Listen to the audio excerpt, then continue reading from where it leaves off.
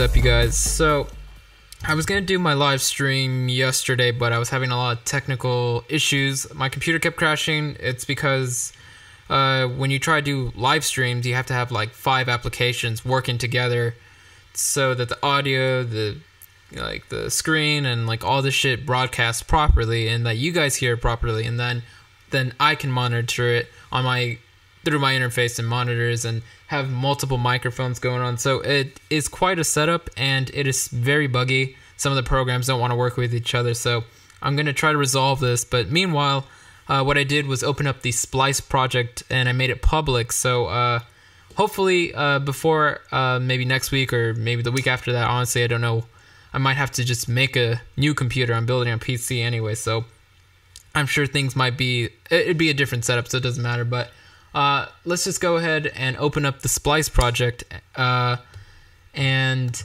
this is basically what I threw on so far. So I didn't want to make too much, I didn't want to make a whole track and then leave no room for someone else to come and make something. So I kind of find that that's usually true with collaborations of any sort. So you want to leave some room. Some people have approached me with collaborations where they've kind of already made the whole track and just wanted me to make the drop, and that kind of doesn't work out because it just feels like, that don't ever approach people like that for collaborations, because it just, it doesn't feel like your own product, and then it just feels like you're just taking orders on what the drop should be. And if you really want to work with someone, start from scratch.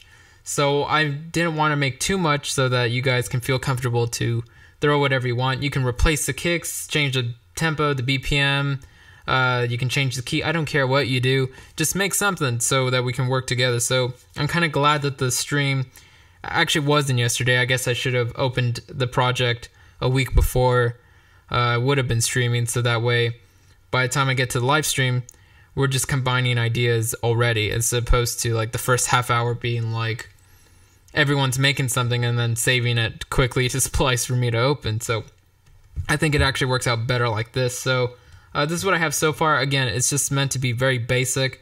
I'm not throwing compression or anything like that, and I'll explain a few things, and yeah.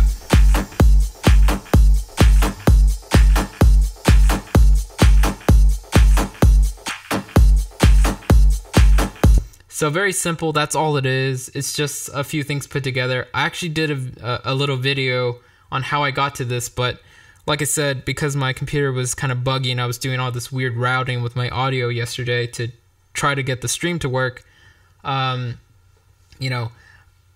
did the video and my audio got corrupted and some shit, so that's why I'm not uploading a tutorial about how I got to this. But yeah, it's nothing you haven't seen me do from the Making a Track from Scratch series, things like that. So I'll just point out a few things. So the mastering chain is actually stolen from Henry Fong's Splice project that he shared that everyone loved. So I actually just took the same rack and applied it to here. I've made similar racks like this with different plugins and emulations of the same kind of like, bus compressors and channel strips, like the SSL stuff. I've actually worked with SSL consoles before, and this is a really good plugin that comes very close to this. And I love looking at these knobs again. It's been a very long time since I've touched a analog console, but yeah. You can do whatever you want, melodies and things like that, come up with different parts, throw in your own samples. I just kind of don't want to see generic stuff.